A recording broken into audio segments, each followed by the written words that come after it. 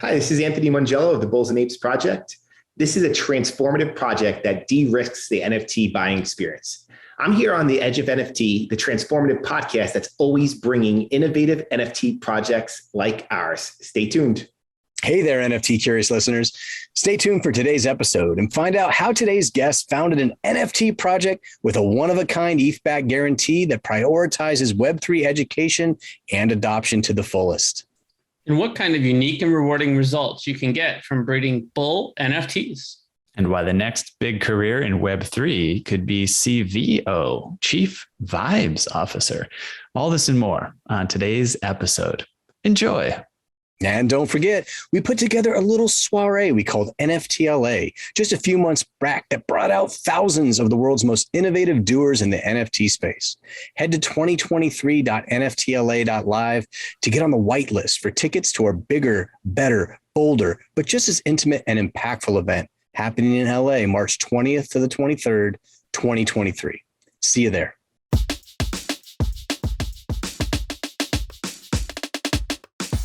Welcome to the Edge of NFT podcast with your hosts, Jeff Kelly, Ethan Janney, and Josh Krieger. We aim to bring you not only the top 1% of what's going on with NFTs today, but what will stand the test of time. We explore the nuts and bolts and the business side, but also the human element of how NFTs are changing the way we interact with the things that we love. This podcast is for the futurists and dreamers, the disruptors and creators, the fans and connectors, and the makers and doers that are pumped about this ecosystem and driving where it goes next.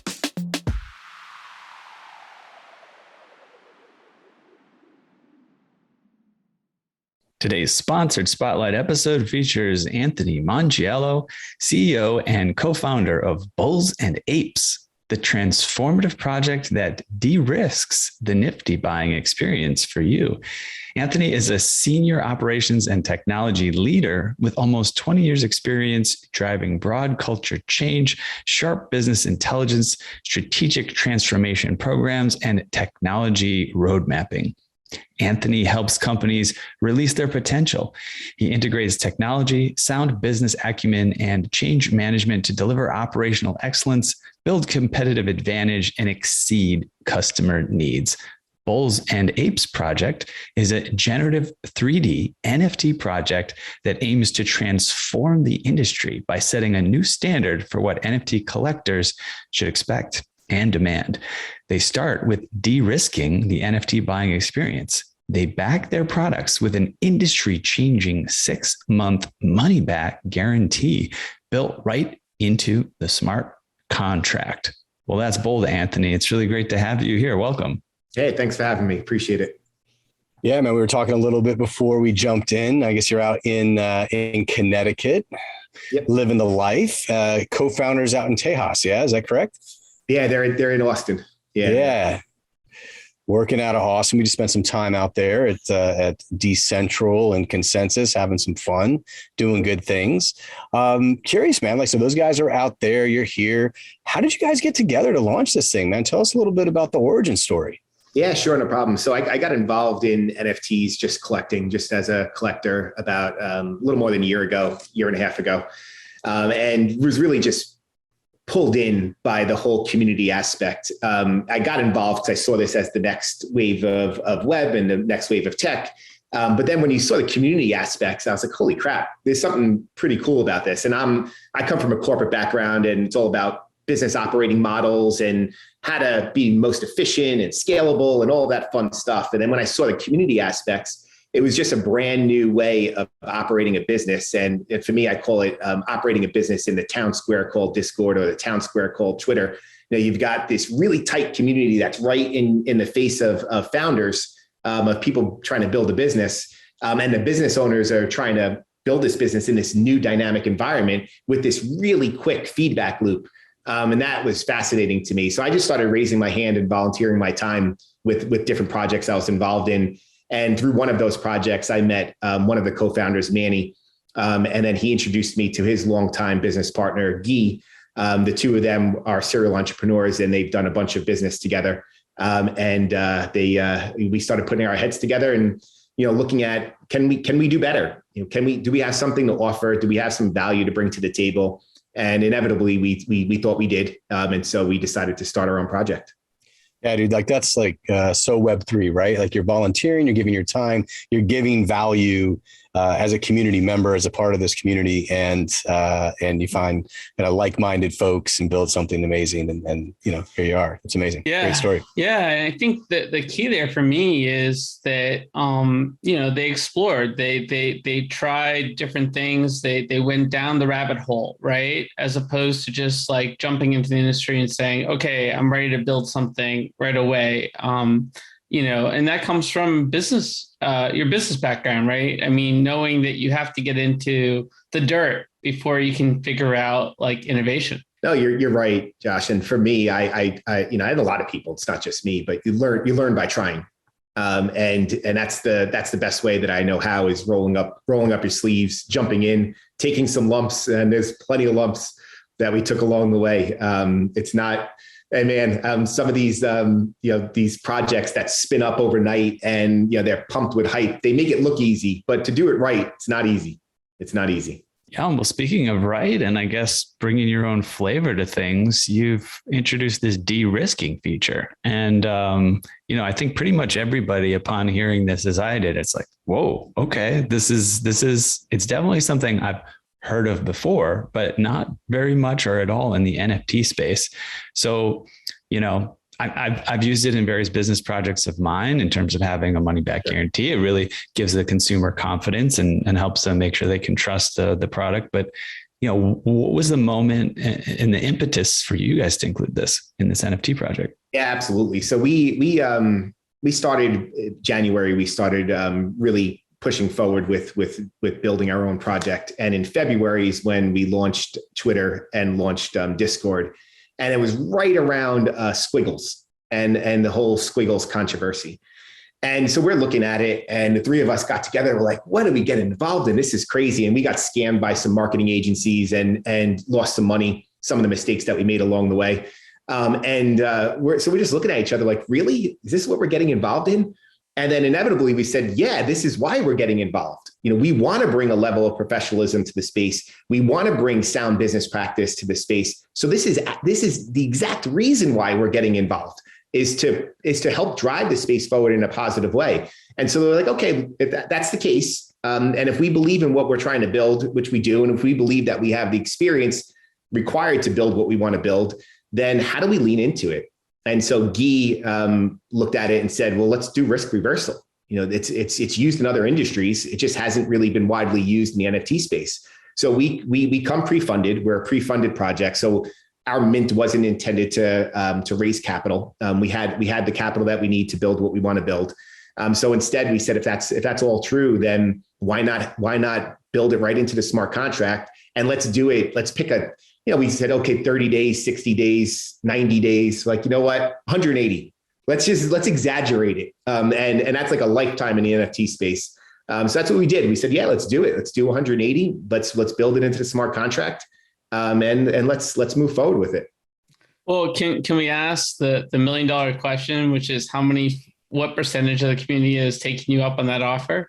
0 at the moment. I'm actually a bit surprised. And now I know the floor price is roughly triple what most people minted at. But I still thought that there was going to be somebody that just was going to test it out at least. But nobody's tested it out yet. Right on. Well, congrats on that. Definitely a testimony to the value that you're creating for your community. And, you've really designed Bulls and Apes with this tokenized gamification approach to try to add more value to the ownership experience. So why don't you break down the tokenomics for us a little bit more in depth? Yeah, sure. And I look at it as, adding value in two different ways. Number one, it's fun. And so some of the people that get involved in the tokenomics, they're initially there's a number of layers to it. So people are not intimidated, but they just need to wrap their heads around it a little bit. And then it's economical. And we're seeing that now. It's been in place since July 1. And our model is an own to earn model. So there's no staking involved. You hold one of our OG bulls, you earn 10 tokens. Our token's called methane, VAP methane. So you earn 10 methane a day per bull that you own. So you're just accumulating it, and you can collect it whenever you want. You hop on our website and you collect it. And so you can let it sit there for a while. You could collect every day if you wanted to. And then once you have that methane, you're able to participate in the tokenomics, the gamification. And so the first step is an incubator. So you can use 600 methane to purchase an incubator. So you breed two bulls together and you get your incubator. Now, there's a whole storyline behind it. The incubator has, there's a fast grow process. And so you use another 600 methane to get to a teen bull. So now you've got a teen bull. You can use your teen bull to get to a merger orb. And then you could merge 4 additional teens with the merger orb to produce a god bull. And the god bull is the most rare and pretty darn cool art also in the collection. So there's only 500 god bulls in the whole collection. We've minted 32 of them so far. And so it's been a pretty exciting process to see a new god bull revealed and everybody gets all pumped up about it. They're pretty impressive. And what are the features of a god bull versus, say, a teen bull? Yeah, sure. So OG bulls, teen bulls are similar, where they'll have different clothing traits, headwear, eyewear. Whereas god bulls are more a character. There's 10 characters. There's a forest god. There's a mechanical god. There's a hell god. There's an undead god. So there's 10 different god characters, and there's 50 variations of each of those characters. So the god bulls are just much bigger and more impressive than your regular bull. Nice. And in terms of utility, is there a variance between, say, a god bull and an OG bull? Yes. So a god bull earns 20 methane a day, so double the amount of tokens than a regular bull. Awesome. So only 500, and that's ever, right? Is that the deal? Wow, amazing. Nice. So get in there on the god bulls, folks. That's right. And there's been some interesting. So the economic side. So that's a lot of fun. You're building those new characters, and the teams are really cool art too. And we took a really high quality approach to the 3D art. And I think we've all seen some 3D art projects that are out there, and their marketing assets look really cool. And then they use layering and they kind of cheat the process. And when they go through reveal, everybody's disappointed. Ours, every single piece of art is a fully rendered 3D model. So that means that we had to build programs within the 3D software to do all of the randomization. And this way you get the lighting right, you get the reflection right. And so all of them are very, very impressive. And then on the economic side, people are really realizing that owning 4 OG bulls gets you 1 teen a month. And so just by owning 4, teen floor right now is about 0.3. So you're generating for free. You're generating a teen bull, which is worth about 0.3. And you could do, with owning 4, you could do about 1 teen a month. And so people are looking at that. They're flipping teen bulls and they're buying more OG bulls so that they could earn more of a time. So it's really fascinating to see some of the different ways that holders are taking advantage of the tokenomics. Oh yeah. Awesome. Yeah. And you had mentioned kind of up front, almost like the Discord aspect of this and the town square type of feel. Your community has been pretty paramount to what's going on here. You've been parts of communities as well. I know you have this kind of living your best life program. Can you tell me about what that is and how that gives access within the community? Yeah, sure. So the theme of our community is live your best life. We call our community the inner circle. And so we look at, yes, we've got kick-ass art and we've got some cool tokenomics. But at the end of the day, your NFT, if you own 1 bull, it's a lifetime membership card into the inner circle. And so we're taking that very seriously. And that's where we're going to drive a lot of our future utility is going to be through what we offer the inner circle. So initially we've got, we're about a week or so away from having our first course that we'll be offering for free to our community. It's an NFT 101 course. We're in the middle of developing a security course as well. So we believe that we want to be one of the projects that helps onboard people. And so we want to make sure that this kind of information and education is accessible. But in addition to that, living your best life, a part of that is about financial growth. And one of the things that we've offered to our community right now, Manny is very heavily connected in the angel investing world. And he's using those connections to make deals accessible to our inner circle.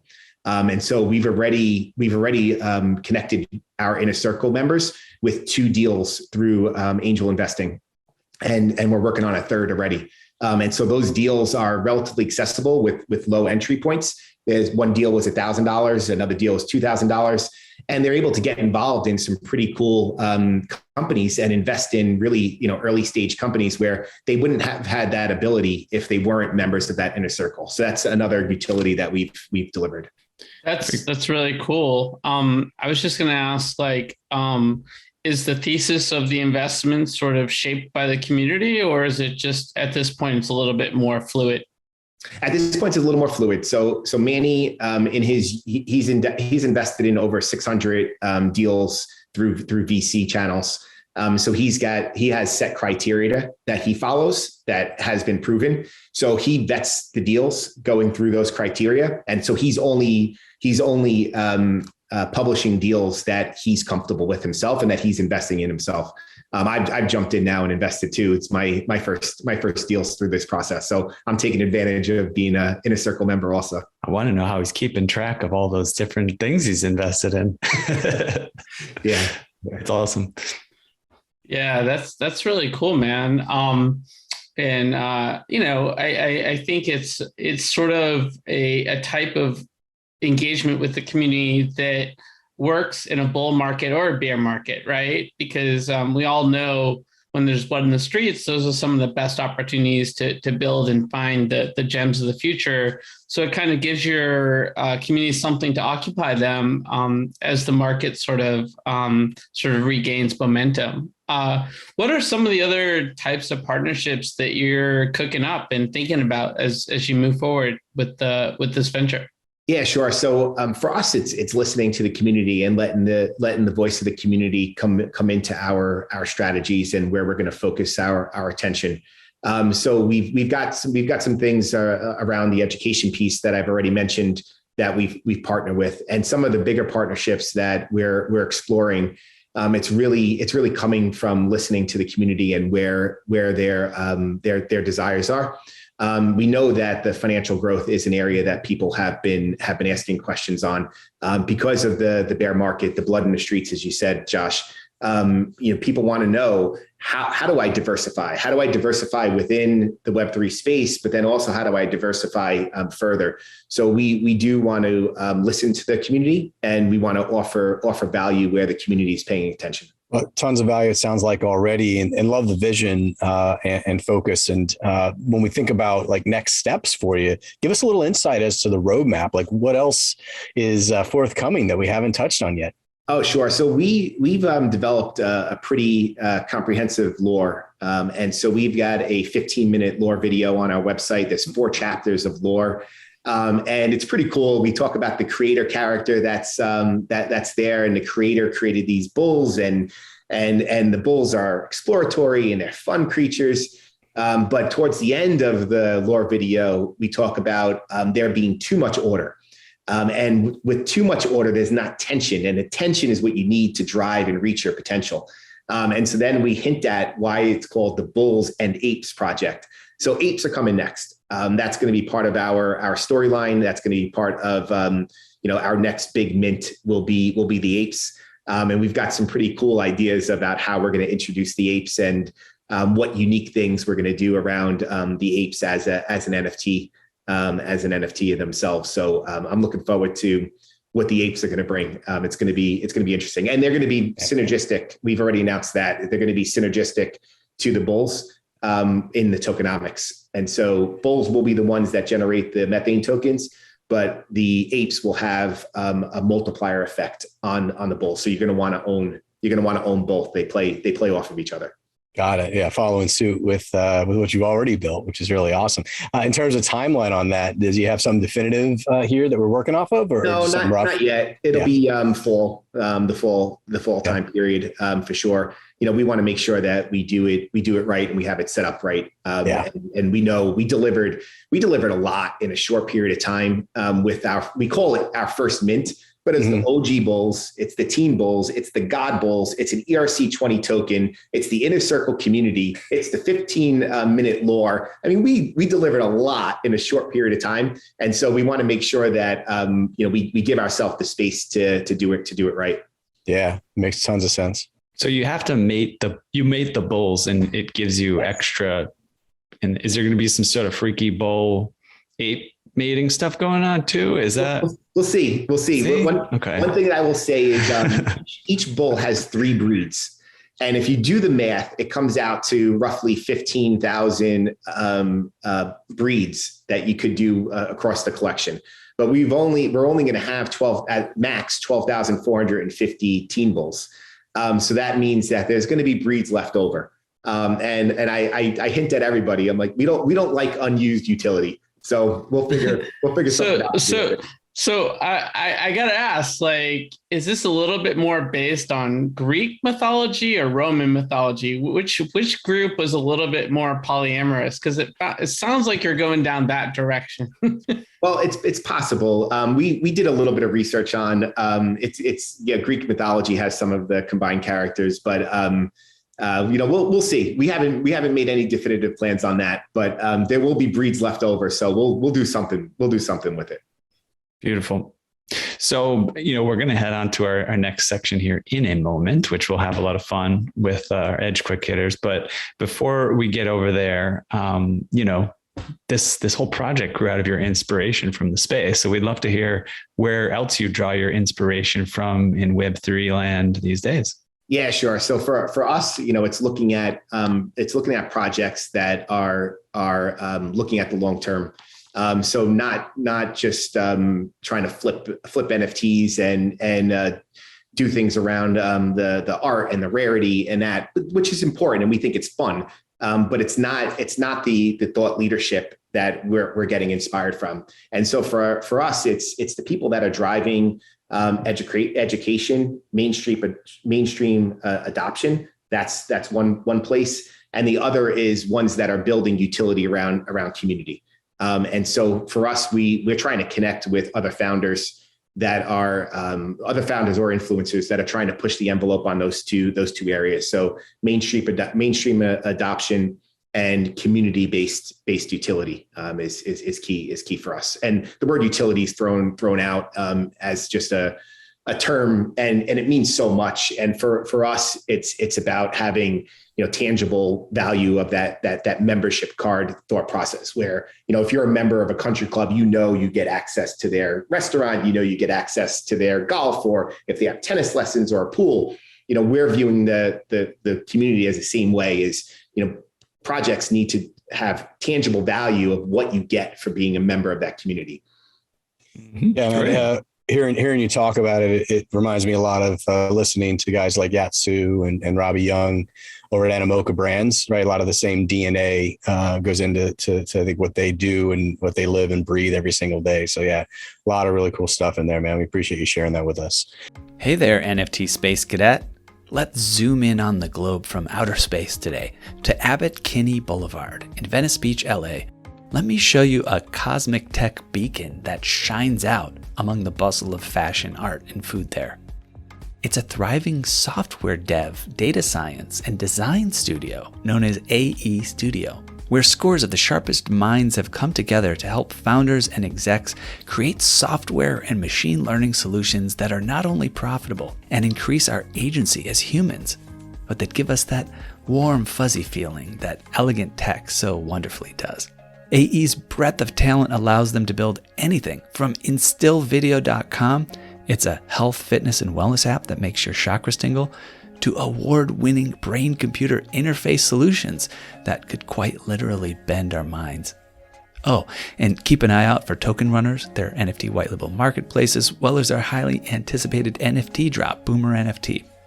Now, for all you degens who strive to shed the cummerbund and pearls, comes a jaw-dropping, awe-inspiring partnership, not seen since the heyday of Shaq and Kobe. It's called Edge of AE Studio, and you can find out all about it at edgeofae.com. That's right, this full-service, soup-to-nuts, end-to-end, whole enchilada NFT service can help you, yes, you, Randy, launch your NFT project. Edge of NFT and AE Studio have come together like Voltron to get your project in gear so you can hightail it straight to the moon, stardom, and maybe even your own private yacht. Go to edgeofae.com to find out more. That's edgeofae.com. Actual results may vary depending on moon landing location, domain of stardom, scale and model of yacht, as well as whether scale model of yacht or actual yacht. We want to take a little bit of a right turn here and shift gears for a minute, though. We want to do a little section we call Edge Quick Hitters. It's basically a fun, quick way for us to get to know you a little bit better. There's 10 questions. We're looking for short, single word or few word responses, but we might dive in a little bit more here or there. You ready to get after this? Sure. All right, Anthony. Cool. Question number 1. What is the first thing you remember ever purchasing in your life? I'd say 1977 Nova. Ooh, sweet. Nice. Yeah, man, that thing is probably floating around out there at a stepped up value these days, man. Probably is. It probably is. I awesome. bought it when I was real young. I used to work on cars I started when I was like 11, 12 years old with my father and, bought it. So I bought it young. Nice. Yeah. First Nova on this show, I think, that we've talked about. So that's cool. Question 2. What's the first thing you remember ever selling in your life? I'd have to say that's baseball cards. And I probably got ripped off by the local card store. Yeah. I feel like early collectors always have like a story like that, right? Like the very early. It's like probably me at the swap meet or something like that. I think I traded one of my famous trades. I traded a Jerry Rice rookie card for a Kevin Moss rookie card. Oh, buddy. So tough one.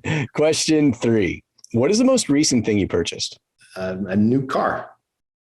All right, They're a lot more expensive than I remember. Care to divulge what you got? You got a Kia Telluride. It was those are cool, man. For my wife. It actually is really. They did a really nice job on it, but damn, cars are expensive now.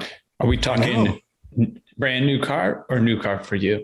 What'd you go for? No, it was a brand new car. Brand new car.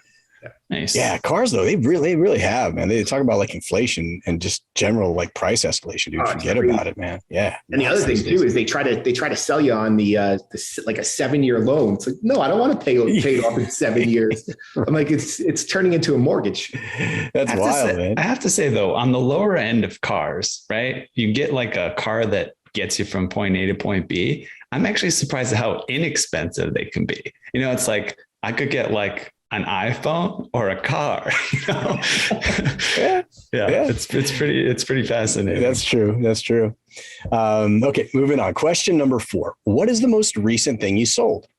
Yeah, and so this is the flip side of it, right? So I sold my used car, which they're getting a premium right now. Wow, yeah. I couldn't even believe it. The thing was barely running, and they gave me a ton for it, a ton more than I thought. Wow. Yeah, there's something weird going on in that industry. I'll tell you what. Question number 5. What is your most prized possession? So for me, it's a World Cup soccer ball that my grandfather had, and I was never allowed to play with it outside. And so it's still in good condition, and it's special to me. Oh, wow. That sounds like it. Question number 6. If you could buy anything in the world, digital, physical, service, and experience that's currently for sale, what would it be? Yeah. So for me, it's experiences. Surprise, surprise, right? Being in this NFT space. And it's, I'm a foodie. And so I don't know, some kick-ass chef's tasting table. I think that's what I'd want. Yeah. Are we talking like Jose Andres at his villa in Italy or something? Yeah, so one of the Spanish restaurants, they push the envelope on cuisine, and I love trying all kinds of different things. So something in Spain, just a really crazy chef's tasting table. I think that would be free. That'd be well. Cool. I gotta tell you, man. Well, first of all, Jeff and I are totally foodies as well. We started a prepared meal company. So at one point in my background, I R&D'd over like 2,000 different meals with these different chefs. It was a lot of fun. But LA's got some great eats and some great tables. So come on over and we'll dine. We'll cross this one off your list. All right, cool. Yeah, Josh would happily jump at that opportunity. Very nice. Question number 7. If you could pass on one of your personality traits to the next generation, what would it be? No problem is too tough to solve. You have any particular approach to how you tackle like big hairy challenges? Yeah, it's breaking it down in parts. So I come from the automotive industry, right? So buffing out a car, if you try to buff the whole car, there's swirls everywhere. It looks like crap. But if you buff out part by part by part, next thing you know, the whole car is looking beautiful. And so that's the breakdown for me. It's not getting overwhelmed by the complexity and figuring out what piece can you chip off, and then you chip enough pieces, you start looking at it and you're like, oh wow, I'm going to solve this. Love that analogy. That inspires me to give a shout out to this book that is one of my favorites. And it's not like one of these books that everybody talks about, but I highly recommend it. It's called The Art and Craft of Problem Solving. And it's literally a book that's directed at some of these, like, I think they're like high school math teams that do these like math competitions or whatever. But it's really fascinating. It gives you principles like that, like break it down into smaller parts or think of it in a bigger way, right? As opposed to a smaller way. Maybe you're thinking too small. But interestingly, one of the key like factors in problem solving is believing there's an answer, right? If you don't believe there's an answer, it's actually a lot harder to solve a problem than if you do believe there is one. I like that. Very nice. All right. Question 8. If you could eliminate one of your personality traits from the next generation, what would that be? I'd say boredom. So if it's not challenging enough, I'll lose interest. So sometimes that means you create your own challenges. Yeah, I guess you can, right? No, it's tough. It is. You got to be passionate about what you're working on, right? Got to be engaged with it, whether it's challenge or some other thing that grabs you, right? Just wait for our next segment, group silent meditation. Nice. Question number 9. What'd you do just before joining us on the podcast? So meetings. So I had a meeting with a tech partner and trying to wrap up some of the lingering issues from our mint. Problem solving. All right. Question number 10. Last one. What are you going to do next after the podcast? Eat. Do you know what you got in store for yourself here? No, I don't know. I have no idea. I have no idea what's for dinner tonight. But, that's what I'll be doing. Nice. All right. Perfect. Well, that's Edge Quick Hitters, man. Hey, we appreciate you sharing with us. Word on the street is we also have some hot topics to cover. Ethan, you want to cue us up, brother? Yeah, let's do it. Okay. First, is NFT startups hire full-time vibe managers to lift the mood amid crypto collapse. This is coming from The Guardian. To shore things up, NFT projects have turned to a new kind of role, the vibes manager. Although this is my first time hearing of this, but also known as some companies at the chief vibes officer or director of vibes. The vibes manager is something of a cross between marketer, influencer, and investor relations officer tasked with promoting NFT projects to newcomers while reassuring existing founders. The goal to keep things positive no matter what. All right. Well, I mean, on the one hand, I suppose it's nice to have that positivity in the community. I'm sure this maybe raises some red flags for those sort of suspicious of the NFT space, right? That it's some sort of giant Ponzi scheme, right? And they're like, okay, what do you need a vibes manager for if there's sort of a lot of people say cults too, right? So right.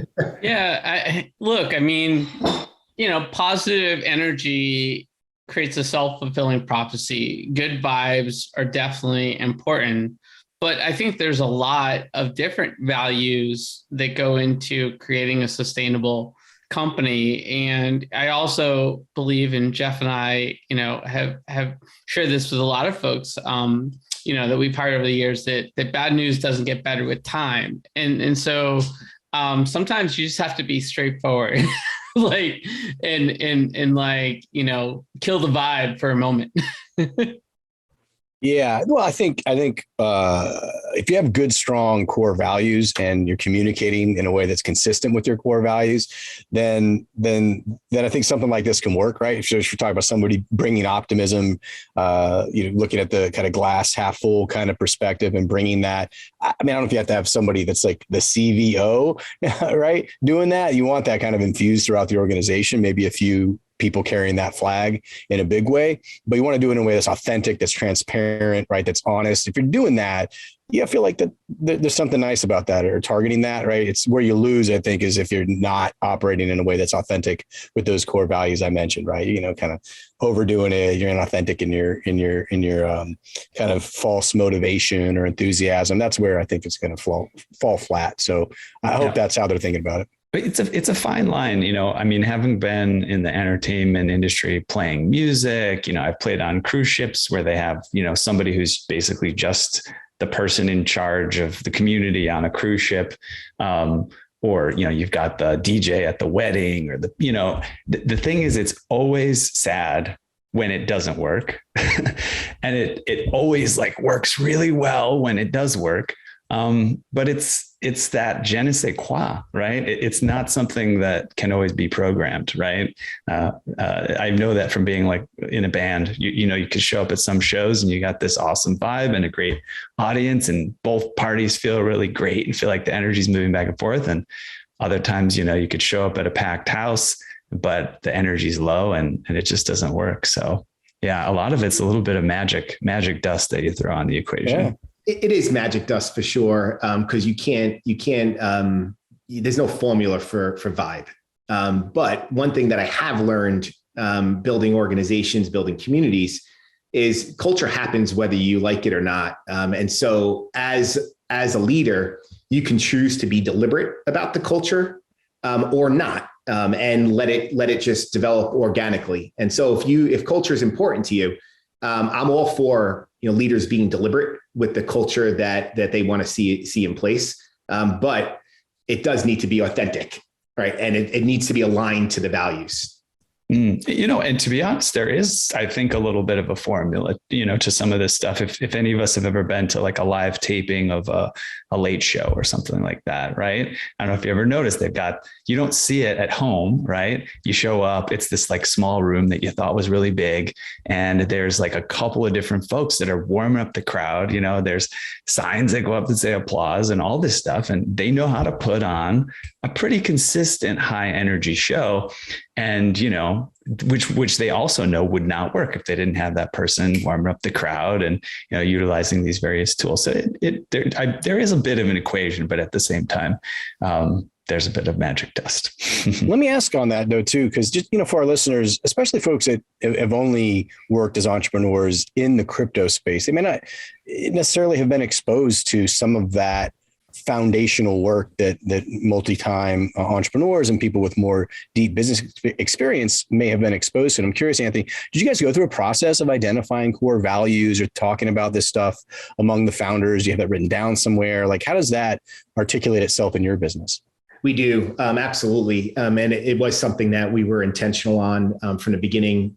Even we did values, and they're aligned, but there's slight differences. But we did values internal to the company, to the project, and then we published values for the community as well. What does it mean to be a community member? And now we have community leaders that have created their own sub communities within the Bulls and Apes project based off of different traits.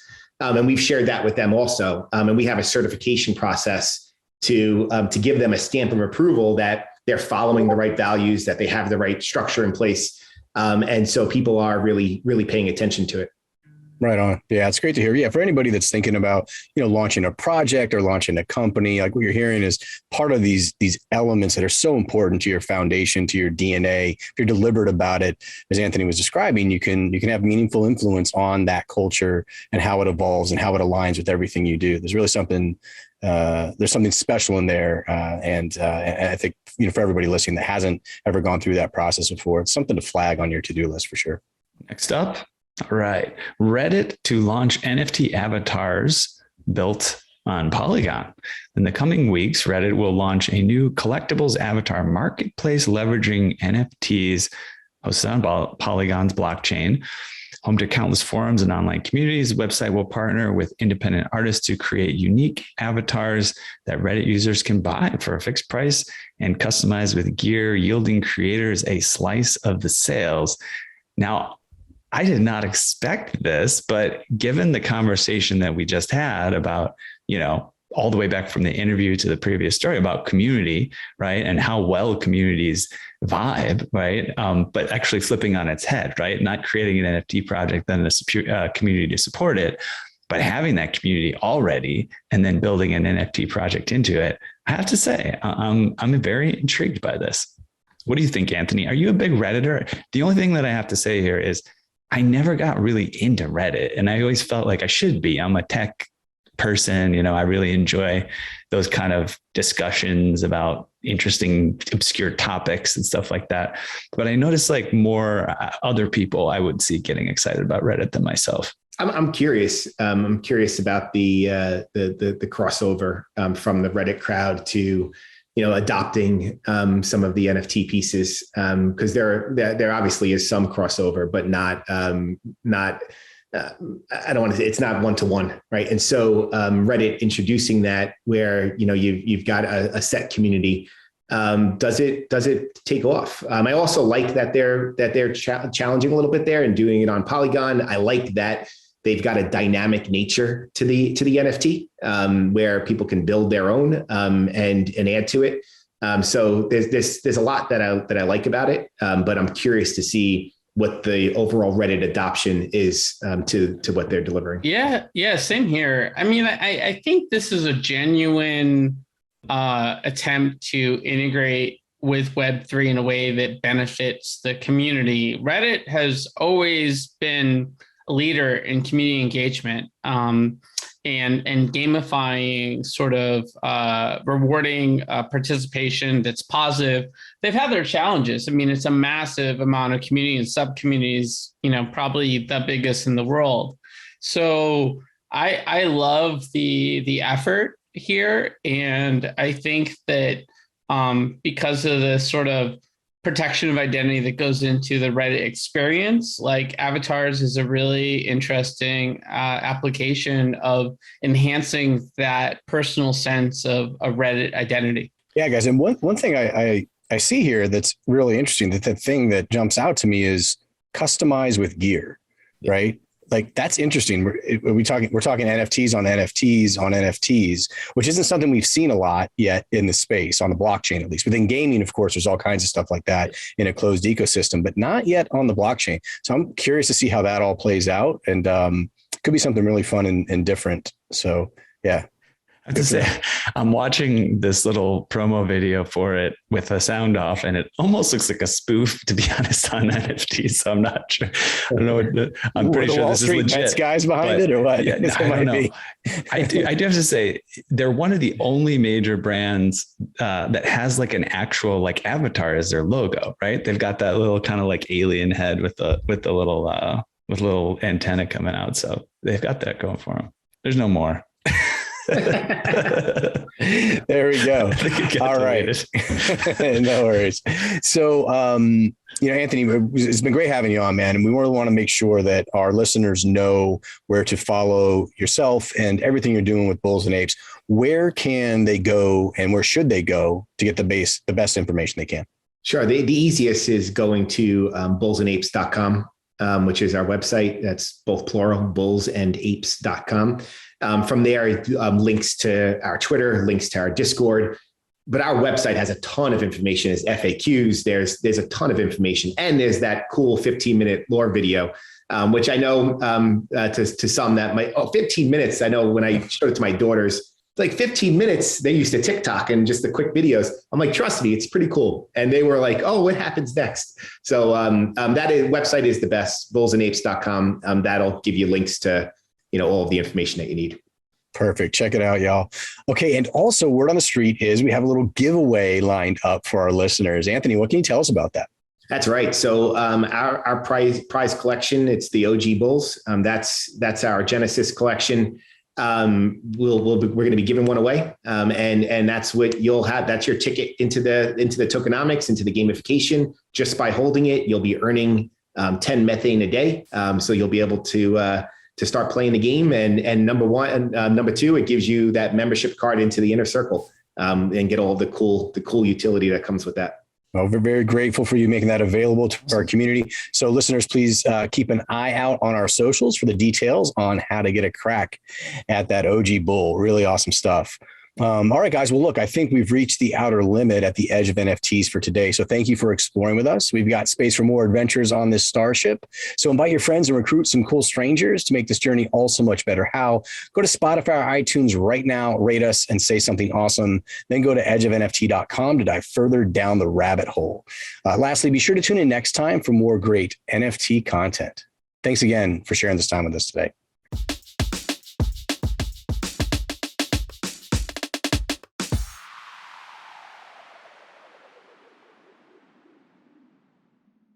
The views and opinions expressed on the Edge of NFT podcast reflect solely those views and opinions of the show creators and its guests. We're learning as we go, just like you. Please make sure to do your own research. Our podcast is not financial advice. There are multiple strategies and not all strategies fit all people. You understand that you are using any and all information available on or through this podcast at your own risk.